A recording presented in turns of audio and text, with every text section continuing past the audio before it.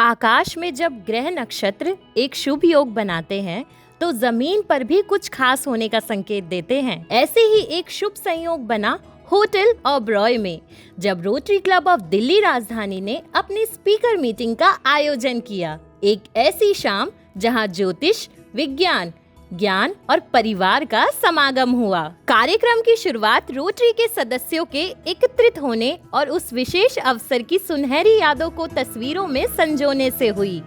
यहाँ सभी ने स्वादिष्ट स्टार्टर्स और ड्रिंक्स का आनंद लिया और फिर उस शुभ घड़ी का आगमन हुआ जब प्रसिद्ध ज्योतिषाचार्य पंडित शैलेंद्र पांडे जी मंच पर पधारे। कार्यक्रम की औपचारिक शुरुआत पीके बंसल जी के मधुर शब्दों से हुई। First, all to please rise for the national anthem.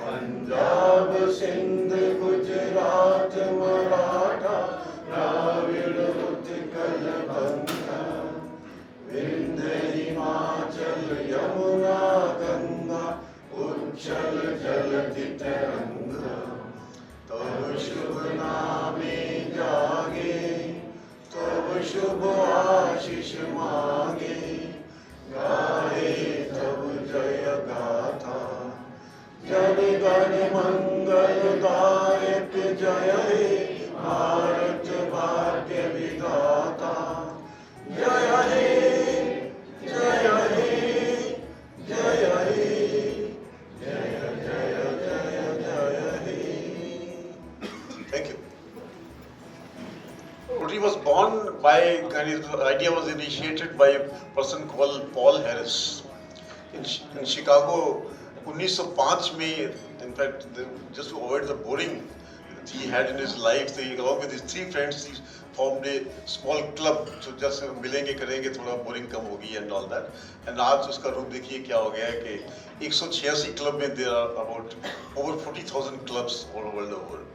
That idea was generated 1905 in Chicago. And this 186 countries, all countries they have, and countries have been divided into different districts also.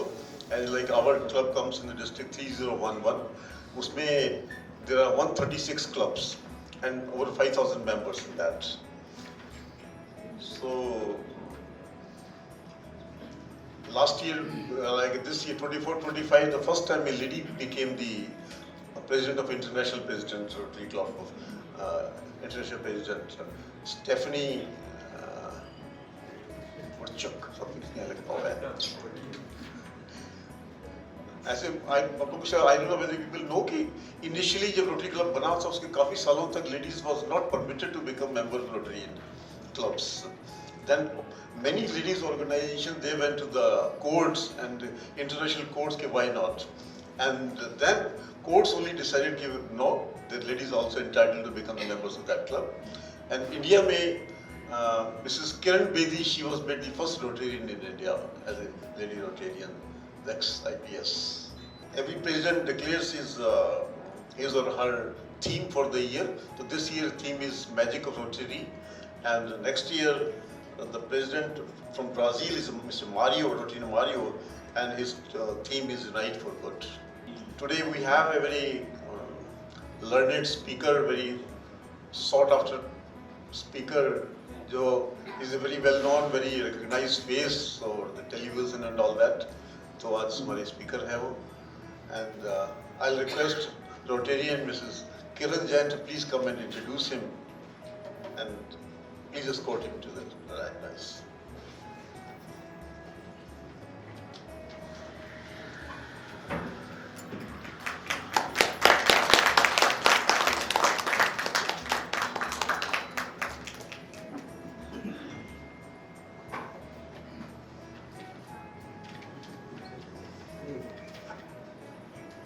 Good evening everyone. आज हमारे बीच एक ऐसी शख्सियत उपस्थित हैं जिन्होंने अपने क्षेत्र में अद्वितीय योगदान दिया है। यह हमारे लिए सौभाग्य की बात है कि आज हमारे बीच पंडित शैलेंद्र पांडे जी पधारे हैं। आप एक प्रसिद्ध ज्योतिषी और आध्यात्मिक मार्गदर्शक हैं जो पिछले 15 से अधिक वर्षों से ज्योतिष, हस्तरेखा और अंक ज्योतिष के माध्यम से लोगों को सटीक भविष्यवाणियां प्रदान कर रहे हैं। आपकी विशेषज्ञता एलिमेंटल एंड रेमेडियल एस्ट्रोलॉजी में है और आप रत्न, मंत्र, यंत्र और वास्तुशास्त्र के माध्यम से लोगों की समस्याओं का समाधान करते हैं। आप न्यूज़ यूपी, जी न्यूज़ एमपी और जी न्यूज़ राजस्थान के लोकप्रिय एस्ट्रो स्पिरिचुअल शो आराधना से जुड़े हुए हैं, जहां आप दर्शकों को ज्योतिषी सलाह एवं जीवन से जुड़ी समस्याओं के समाधान प्रदान करते हैं। इसके अलावा आप अपने एस्ट्रोलॉजी लैब्स रिसर्च सेंटर में गहन शोध कर रहे हैं, जहां आप ज्योतिष के वैज्ञानिक पहलुओं को समझने और इसे आधुनिक संदर्भ में प्रस्तुत करने का कार्य कर रहे हैं। आपकी भविष्यवाणियों की सटीकता और व्यावहारिक उपायों के कारण आप न केवल भारत बल्कि विदेशों में भी एक प्रसिद्ध ज्योतिषी के रूप में जाने जाते हैं और अपनी दिव्य दृष्टि एवं आध्यात्मिक ज्ञान से अनगिनत लोगों के जीवन में आशा, शांति और सकारात्मक ऊर्जा का संचार कर रहे हैं। अब और अधिक समय ना लेते हुए मैं पंडित शैलेंद्र पांडे जी को आमंत्रित करती हूँ कि आप अपने विचारों से हमें लाभान्वित करें। कृपया जोरदार तालियों से स्वागत।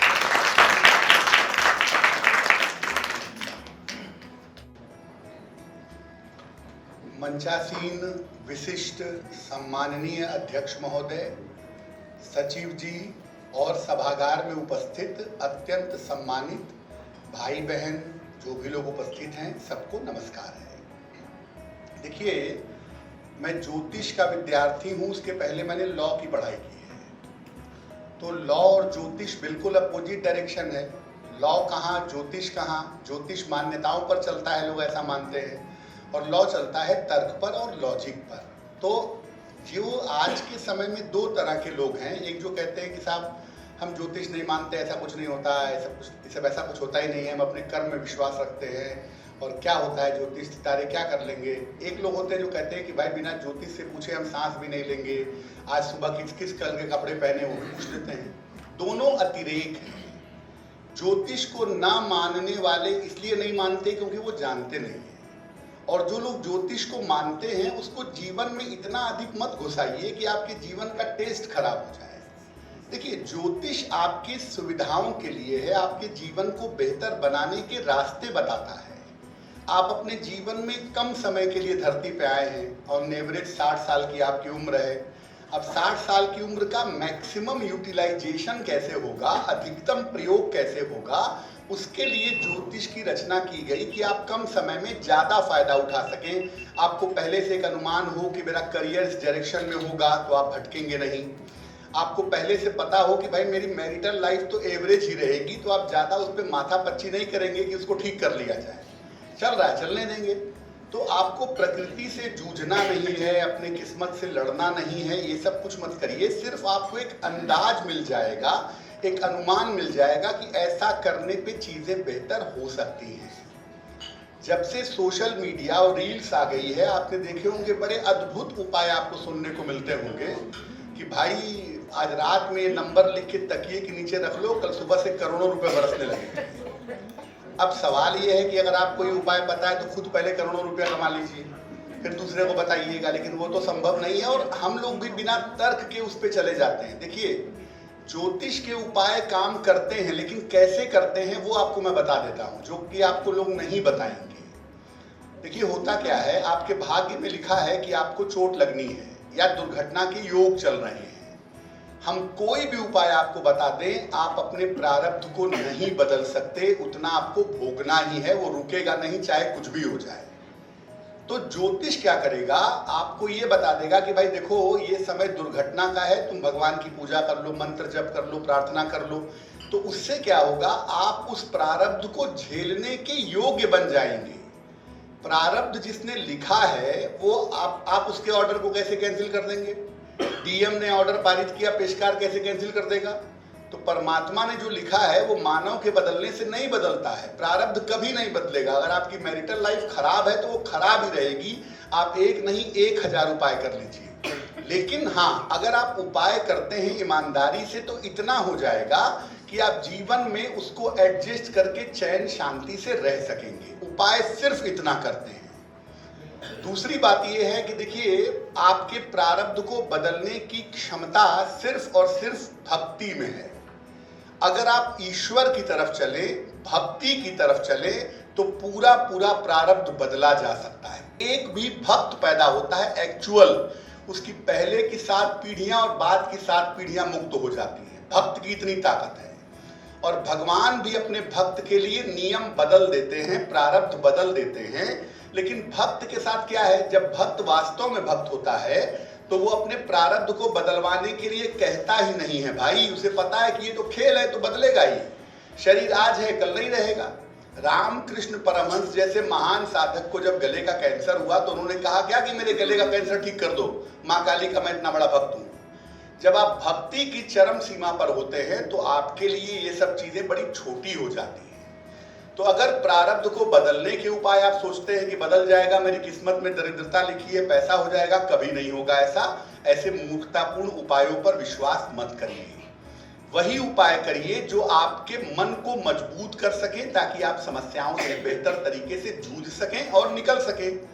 और बेहतर करना चाहते हैं तो आप भगवान की शरण में रहिए। जो होता है अच्छा है, बुरा भी हो तो भी कृपा है, अच्छा हो तो भी कृपा है। तो भक्ति के मार्ग पर चलकर आप अपने संस्कार, प्रारब्ध, किस्मत, ग्रह सब कुछ बदल सकते हैं। इसलिए कोशिश, अगर बदलने की बड़ी चेष्टा है कि हम बदलेंगे ही अपने बेटे बेटी का भाग्य, अपने पति के स्वभाव को, तो फिर प्रभु की शरण में जाने के अलावा कोई चारा नहीं है। उसमें पंडित जी कुछ नहीं कर पाएंगे। और जो पंडित जी कहते हैं कि ये रत्न पहन लो, इससे तुम्हारे पास पैसे बरसने लगेंगे, ऐसा कभी नहीं होता है। सिर्फ ये हो जाएगा कि आपके पास दरिद्रता के योग हैं, आप रत्न पहन लेंगे तो दाल रोटी चलने की व्यवस्था हो जाएगी। लेकिन करोड़पति के योग के लिए आप प्रारब्ध लेके पूर्व जन्म से आते हैं। वो इस जन्म में उपाय करके करोड़पति बनना होता तो जितने भी पंडित जी लोग, पूजा पाठ, पुरोहित, महंत हैं, सब अंबानी के बगल में बैठते हैं। इसलिए ऐसा कुछ नहीं होता है। सारे उपाय, सारी प्रार्थनाएं आपको मजबूत करती हैं अपनी समस्याओं से लड़ने में। और अगर आप उसको और बेहतर करना चाहते हैं तो मात्र एक मार्ग है भक्ति। जिसकी भी भक्ति करिए, लेकिन एकदम निष्ठा पूर्वक, समर्पण के साथ भक्ति करिए। मेरा अपना व्यक्तिगत अनुभव है कि भक्ति से चीजें बदलती हैं और परमात्मा आपके साथ बिल्कुल वैसे खड़ा हो जाता है जैसे आपके घर के लोग खड़े होते हैं। तो थोड़ा भक्ति वाले पाठ पे चलने की जरूरत है।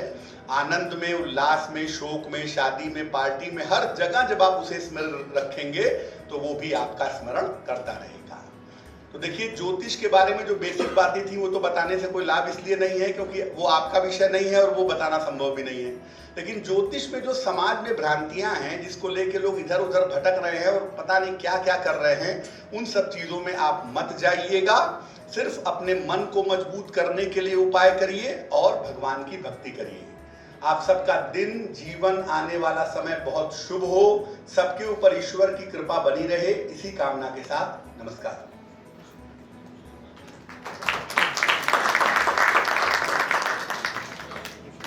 जिसके बाद क्लब के अध्यक्ष श्री राजीव मित्तल जी ने सभा को प्रेरणादायक रूप से संबोधित किया। हम लोगों का ऑर्गेनाइजेशन, पंडित जी को बताना चाहूँगा, सोशल वेलफेयर ऑर्गेनाइजेशन से बिलोंग करते हैं। चैरिटेबल प्रोग्राम में बहुत विश्वास रखते हैं हम लोग। हमारे यहाँ एक लेडीज वीक भी है, पिंक वीक, वो बहुत सारे प्रोग्राम करती रही है। थोड़ा सा पूरे साल में हमने जो प्रोग्राम किए हैं हेडिंग वाइज, मैं जल्दी जल्दी बताई क्योंकि टाइम पूरा हो गया है खाने का। इस चेहरे पे दिख रहा है, मेरी कुंडली देख लेंगे सारे के सारे। शिव विवाह करके हम लोग पहले अयोध्या गए थे अपने साल को शुरू करने के लिए। शिव विवाह फाउंडेशन, शिव विवाह का हमने एक प्रोग्राम किया था। Water and food distribution campaign हम लोग पिंक टीम के माध्यम से करते रहते हैं। सोशल वेलफेयर के लिए कहीं से भी हमारे पास रिक्वायरमेंट आती है या फिर हम खुद लोग मिलकर करते रहते हैं इसको। पर्यावरण पे हम लोग काम करते हैं। हमने एक बहुत बड़ा कैंपेन चलाया था, एक पेड़ माँ के नाम। बहुत सारे पेड़ लगाए। वुमेन्स एम्पावरमेंट में, समाज कल्याण में, फाउंडेशन, अलग अलग फाउंडेशन के साथ जुड़ के हम लोग लेडी वुमेन्स एम्पावरमेंट के लिए काम करते रहे हैं। स्वास्थ्य और कल्याण के लिए हम लोग निःशुल्क नेत्र, ध्वनि योग, वेलनेस, बहुत सारे इस तरह के प्रोग्राम करते रहे हैं। हमने जन्माष्टमी के प्रोग्राम भी बनाए, हम रिलीजियस प्रोग्राम भी बड़ी धूमधाम से मनाते हैं और हम लोग डिफरेंट अपने हैप्पीनेस के लिए प्रोग्राम भी बहुत अच्छे करते हैं। अच्छे अच्छे स्पीकर भी हमने बुलाए, उनमें से सईद अंसारी जी जो आपके साथी, अंजना ओम कश्यप, स्मृति जुबिन ईरानी और जादूगर सम्राट बख्शी जी, सभी। इस महीने हमने कैंडल लाइट डिनर भी किया इस महीने की मीटिंग में, और पिंक ने चौकी धानी ट्रिप का भी आनंद लिया, और एक मीटिंग सिंगर हमारी हुई थी। 8 मार्च को इंटरनेशनल वुमेन्स डे भी मनाया गया पिंक की। भाभी जी को बहुत बहुत धन्यवाद, पूरा इनिशिएटिव लिया आपने। Cancer awareness walk, thank you. बस यही छोटे छोटे प्रोग्राम है, थोड़ा से और आगे भी ये भी करते रहेंगे हम लोग। कल से मीटिंग के हमारी सेक्रेटरी अनाउंसमेंट में the month of March we celebrate the birthday of N. Raksha Gupta ji on 2nd March, Meena Govind Bhavi on 3rd March, 5th March Anil Bhai sir, 6th March Amrao Kundale Bhavi ji, 12th Surinder Gupta ji, 15th Kanchan Agarwal Bhavi and Trilok Garg ji, 24th March Usha Mathur ji, and yet to come further. Anniversaries were celebrated on 4th for Komal and Ajay Gupta ji, 9th Mani and Rajiv Singhal ji, 10th Raksha Bhabi and Anil Gupta ji, 11th Srishti Bhabi and Tarun Agarwal ji, and 12th Rashmi Bhabi and Harish Agarwal ji. Over to the President. अभी हम चाहेंगे guest, हमारे guest के लिए सम्मान के लिए आगे हैं जयमोहन सर, पीके सर, भाभी जी के साथ।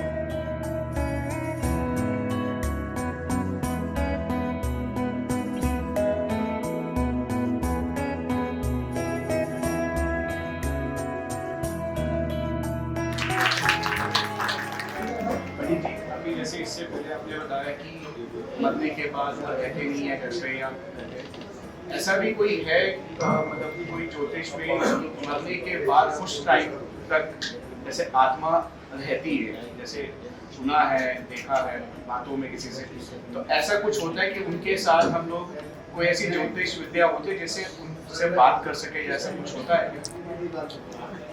मृत्यु के बाद क्या होता है, इस पर तो अद्भुत अद्भुत शास्त्र हिंदू धर्म शास्त्रों में है। एक किताब का नाम है कठोपनिषद। नचिकेता ने यमराज से पूछा कि बताओ भैया मृत्यु के बाद क्या होता है, तो यमराज ने पूरा लंबा चौड़ा उपदेश दिया है। कठोपनिषद आप पढ़ सकते हैं, आपको बहुत अच्छा लगेगा पढ़ के। दूसरा, हिंदू जो धर्म शास्त्र है, पुराण है, मैं हिंदू धर्म के ओरिजिनलिटी की बात नहीं कर रहा, मैं पुराणों की बात कर रहा हूँ। पुराणों में बहुत सारी कथाएं हैं कि भाई आदमी मर जाता है तो उसके शरीर को तला जाता है, उसको ये कष्ट होता है, वो कष्ट होता है, उसकी आत्मा यहाँ चली जाती है, वहाँ चली जाती है, अंगूठे के रूप में रहती है। देखिए ये सब प्रतीकात्मक बातें हैं, सिंबॉलिक। एक्चुअली ऐसा कुछ नहीं होता है। अलग अलग लोगों के आफ्टर डेथ एक्सपीरियंसेस को जब आप पढ़ते हैं ना, तो आपको अलग अलग तरह की चीजें देखने को मिलती हैं।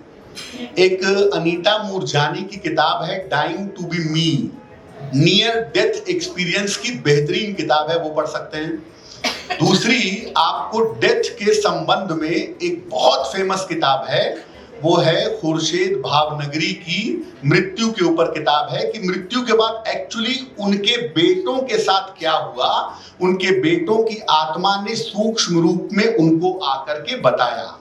तो अभी हमारे पास जो एविडेंट प्रमाण हैं वो यही है कि मृत्यु के बाद क्या होता है। 2-3 पुस्तकें हैं। हाँ, जो लोग आध्यात्मिक जगत में ऊंचाई पर हैं वो आपको गोपनीय रूप से जरूर बता सकते हैं। ये बहुत ही विराट विषय है और मैं बहुत छोटी बुद्धि का व्यक्ति हूं, तो मैं इसका उतना सही उत्तर नहीं दे सकता। हाँ, कोई सद्गुरु, कोई सन्मार्गी, या हो सकता है एक दिन स्वयं आप ध्यान में जाएं और आपको ईश्वर उसके दर्शन करा दे, लेकिन सामान्यतः कुछ पुस्तकें जरूर उपलब्ध हैं जिनको पढ़ के एक आपको मोटा मोटा आइडिया मिल सकता है।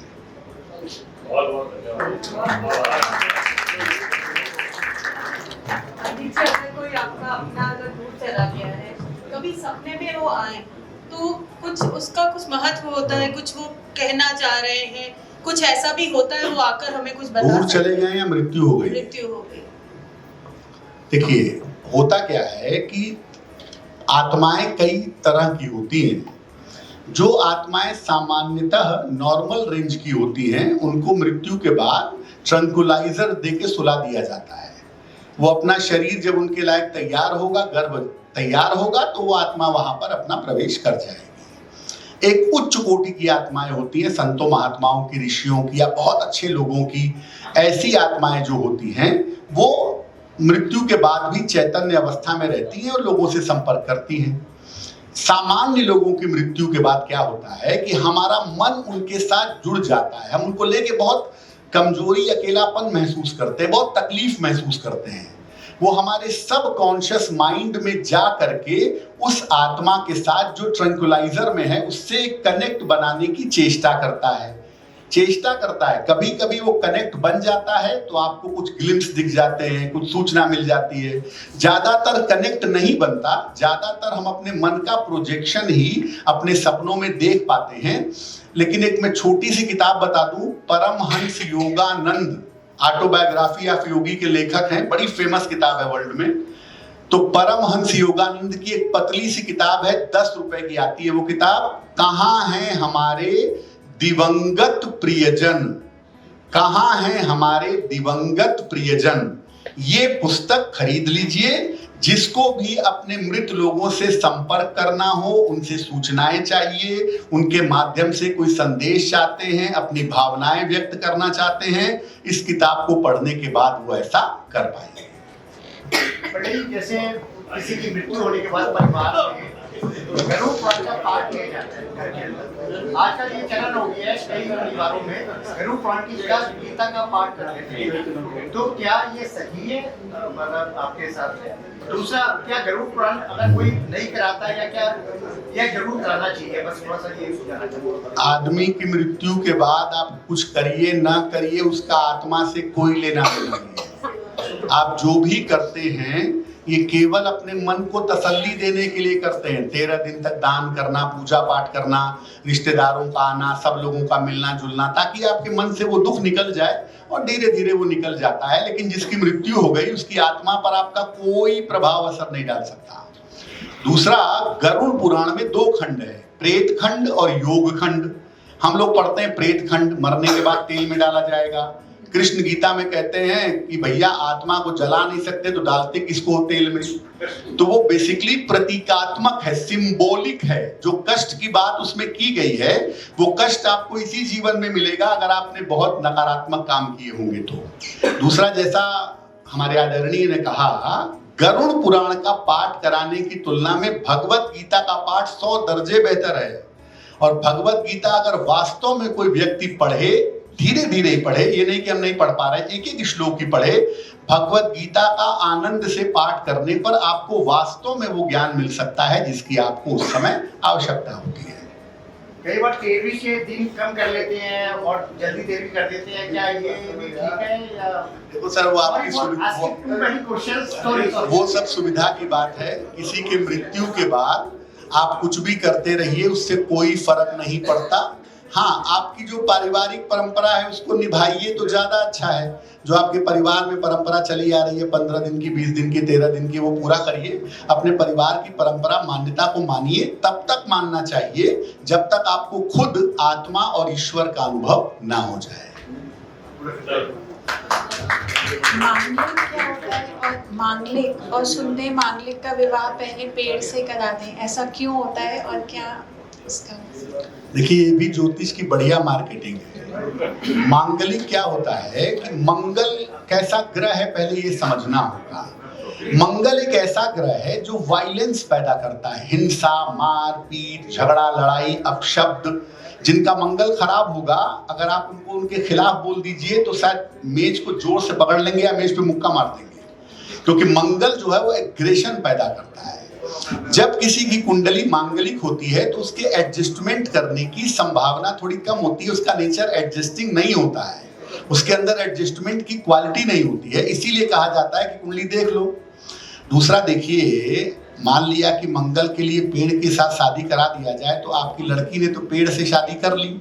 पेड़ ने तो आपके साथ शादी नहीं की ना, तो शादी हुई कहाँ? इसलिए सब मूर्खतापूर्ण बातें हैं। अगर कुंडली में मंगल का दोष है तो आप ऐसे लड़के से शादी कराइए अपनी बेटी की जो लड़का थोड़ा धैर्यवान हो, पेशेंट हो। लड़का मांगलिक है तो लड़की धैर्यवान होनी चाहिए। तो दोनों के अंदर पेशेंस का लेवल जज करने के लिए मंगल देखा जाता है। और मंगल के उपायों में मंत्र जप करने से, दान करने से और निरंतर प्रार्थना करने से लाभ होता है। पंडित जी, ये भ्रांति है कि मांगलिक होते हैं तो मांगलिक लड़का ही ढूंढना चाहिए, तो दोनों का कंपैटिबिलिटी मांगलिक कुंडली होनी चाहिए। देखिए, मांगलिक का विवाह मांगलिक से हो ऐसा कोई जरूरी नहीं है।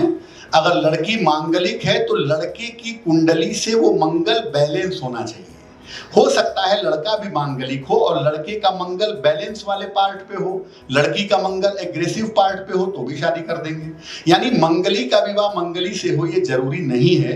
उसमें सिर्फ यही बात महत्वपूर्ण है कि दोनों का मंगल बैलेंस होना चाहिए। अगर वो बैलेंस होता है तो कोई दिक्कत नहीं है। पंडित जी, मेरे पास 2 क्वेश्चन हैं आपके लिए। एक तो ये नाड़ी हॉरोस्कोप के बारे में बहुत कुछ कहा जा रहा है, उस पे आप टिप्पणी करेंगे? नाड़ी हॉरोस्कोप, स्पेलिंग गलत बोला। नाड़ी ना।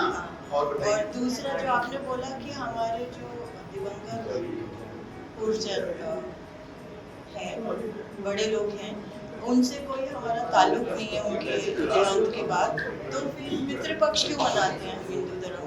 श्राद्ध क्यों? पहली बात तो आपको बता दें कि नाड़ी ज्योतिष जो है वो अगस्त ऋषि ने दक्षिण भारत में एक ताम्र पत्र पर, पत्तों पर एक ग्रंथ लिखा था। और अगस्त ऋषि का वो ग्रंथ ऐसा माना जाता है कि दुनिया में सारे व्यक्तियों की कुंडली उसके अंदर सुरक्षित है। तो जब आपके अंगूठे से उसके प्रिंट मिल जाते हैं तो जो भविष्यवाणियां लिखी होती हैं वो बता दी जाती हैं। उसमें कोई कैलकुलेशन करने की, कुछ समझने की जरूरत नहीं होती है। वो जैसा ताम्रपत्र पे लिखा है आपके फिंगरप्रिंट के हिसाब से वैसी भविष्यवाणियां वो बता देते हैं। ज्यादातर वो गोपनीय परंपरा है, लोग अपनी परंपरा में एक दूसरे को ट्रांसफर करते हैं, वो परिवारों के बाहर नहीं जाती है, इसलिए हर आदमी के पास ओरिजिनल नाड़ी का ज्ञान नहीं है। दूसरा देखिए, पितृपक्ष क्यों मनाते हैं? हमारे धर्मशास्त्रों में, हमारी हिंदू परंपरा में हम सब चीजों को सम्मान देते हैं। हम नदियों को भी सम्मान देते हैं, हम पेड़ों को भी सम्मान देते हैं। यहाँ तक कि हम पेड़ की पूजा करते हैं, आंवला नवमी मनाते हैं, पीपल के वृक्ष की पूजा करते हैं, बरगद की पूजा करते हैं, पत्थरों की पूजा करते हैं। तो चूंकि सब चीजें प्रकृति का एक हिस्सा है, इसलिए हम उसका सम्मान करते हैं, उसकी पूजा करते हैं। पितृपक्ष में क्या होता है, वो 15 दिन एनर्जी लेवल दुनिया में कमजोर होता है, क्योंकि पितृपक्ष के तुरंत पहले सावन भाद्रपद का महीना बीता होता है, बरसात के बाद का समय होता है, नवरात्रि के बीच का समय होता है। बड़ा एक, अगर आप पितृपक्ष ना भी मनाएं तो आप देखें उस समय पे मन बड़ा उदास होता है, मन बड़ा नकारात्मक रहता है। उस समय में हम अपने पूर्वजों को याद करते हैं कि उनकी वजह से हम धरती पर आए, उन्होंने दुनिया में हमारे लिए क्या किया, हमारे लिए घर बनाया, हमें नाम दिया, हमें शरीर दिया, हमें आगे बढ़ाया। हम उनकी कृतज्ञता व्यक्त करते हैं। देखिए, मुझसे अगर पूछती हैं, अगर आप पितृपक्ष में कुछ नहीं करेंगी तो भी कोई फर्क नहीं पड़ेगा, लेकिन अगर आप पितृपक्ष में अपने पूर्वजों को याद करके उनके सम्मान में दान करेंगी, उनके सम्मान में लोगों की सहायता करेंगी, तो इससे आपका मन और पवित्र होगा। और जो पूर्वजों की तरंगे हैं, जो पवित्र तरंगे हैं, वो आपको प्राप्त होंगी, आपके लिए बहुत शुभ होगा। तो बेसिकली हमारी परंपरा, हिंदू परंपरा, हमको सबके प्रति कृतज्ञ होना सिखाती है और हमारे पूर्वज हमारे लिए बहुत मूल्यवान हैं, इसलिए हम उनके प्रति भी कृतज्ञ होते हैं। पंडित जी, मैं एक चीज जानना चाहता हूँ, मेरे मन में एक जिज्ञासा है।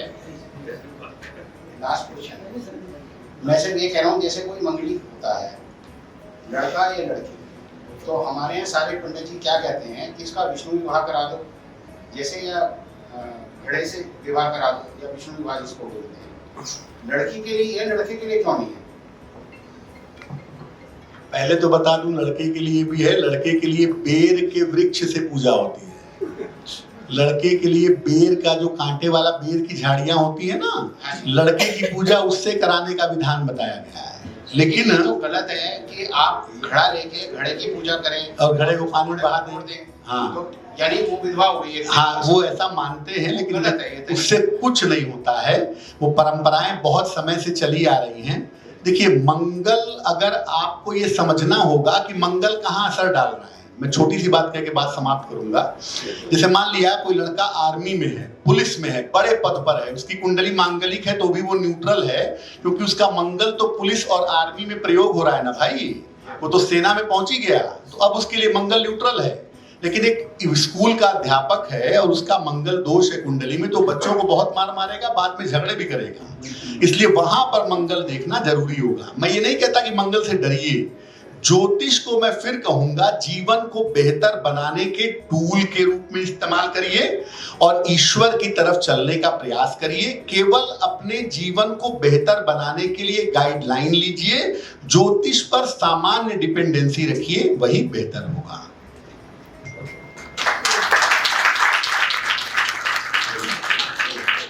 आखिरी क्वेश्चन मैं जरूर पूछूंगा, डायरेक्ट करना है लकीरों के ऊपर। मैं अपना उदाहरण दूंगा, इसलिए देना है मेरे को कि मैंने कभी हाथ नहीं दिखाया। जब मैं 22 साल का था 88 में, मेरे फादर, मेरे दोस्त के फादर थे। अब उस टाइम तो बच्चा होता है तो एकदम ला इधर से हाथ दे मेरे को, अपने आप ही उन्होंने हाथ खींचा मेरा। और मैं इसलिए जानना चाहूँगा, क्यूरियोसिटी है मेरे दिमाग में अभी, उससे बहुत सारी चीज़ क्लियर रहेंगी। तो उन्होंने मेरा हाथ देखा तो मेरी जेब में तो 100 रुपये भी नहीं थे उस टाइम, समझना। तो उन्होंने मेरे हाथ को ऐसा देखा और यहाँ कोई मड़ी, बोले मड़ी बंद है तेरे हाथ में। तो मैंने कहा उससे क्या होगा?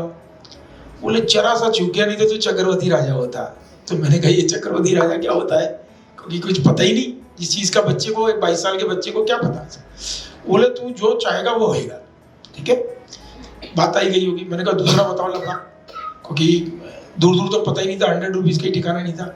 बोले 55 साल की उम्र में तेरे ऊपर बहुत बड़ी विपदा आएगी, 55 साल में अगर तू बच गया तो 85 तक जिएगा। तो पंडित जी, मैं ये पूछना चाह रहा हूँ कि जब मेरे को 2 बार याद आई उसकी, बाकी तो चक्रवर्ती राजा था, हम तो कहीं है भी नहीं कहीं, उससे कोई मेरा प्रॉब्लम नहीं है, क्योंकि मैं कर्म पे और भगवान पे विश्वास रखता हूँ। मेरा एक ही सिद्धांत रहा है, मैं कभी वास्तु किसी चीज़ को नहीं। आज मेरे फ्रेंड्स भी पूछ रहे थे, मैंने कहा 2 चीज़ है, भगवान का आसरा नहीं छोड़ा। मैंने बहुत अच्छा लगा आपने जो लाइन बोली, और कर्म को मैंने कभी छोड़ा, अच्छा किया अपने समझ से जो भी है। रात को मैं एवेल्यूएट भी करता हूँ अपने आप को कि कुछ गलती होगी तो भगवान माफी दे, फिर अगले दिन दोबारा। अब 85, जब मैंने कोरोना वाला टाइम आया तो उस टाइम में 55 का था पूरा। तो मैं आपको बताऊँ, मैंने किसी से बात नहीं करी, मैं इतना प्रिकॉशन में था कि ये है मेरा।